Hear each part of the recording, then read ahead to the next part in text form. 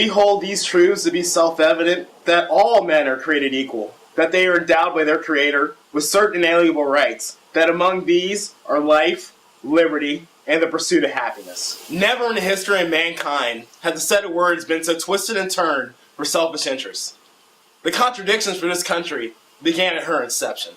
Slavery is a scar deeply rooted in the United States of America that first proved words were not enough.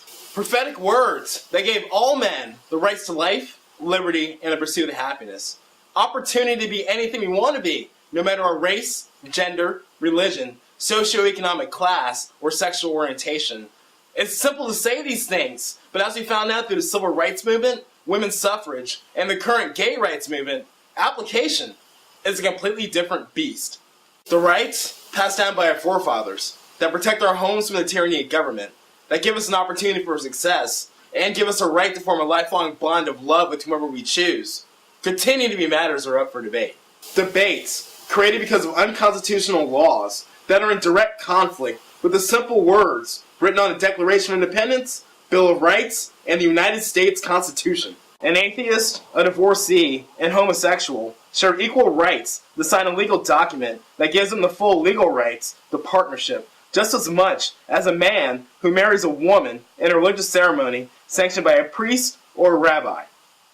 Freedom of speech, the right to assemble, and the right to bear arms are inalienable rights passed down from generation to generation to protect the people from governments that seek to take these rights away.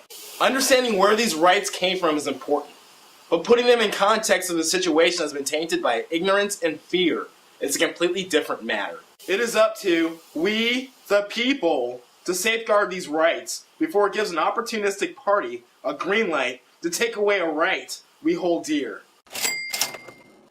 Individual freedom is meaningless if we are slaves to our money. Here's Kevin Clement from Clement Companies with your finance report. Welcome to this week's financial report. Today we're going to take a closer look at our very own Federal Reserve Bank. The Federal Reserve Act was put together by some of the wealthiest families in the world, including the Rockefellers, the Rothschilds, the Warburgs, and the Morgans, and pushed by Senator Aldrich, whose daughter later marries John D. Rockefeller Jr. The act was then passed on December 23, 1913, when almost all of Congress was gone for Christmas vacation except for 3 members.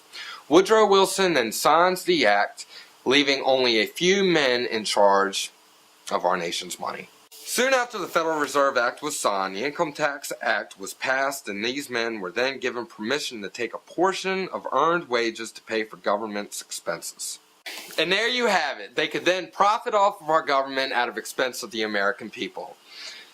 But ever since the Federal Reserve came into existence, our dollar has lost more than 98% of its purchasing power.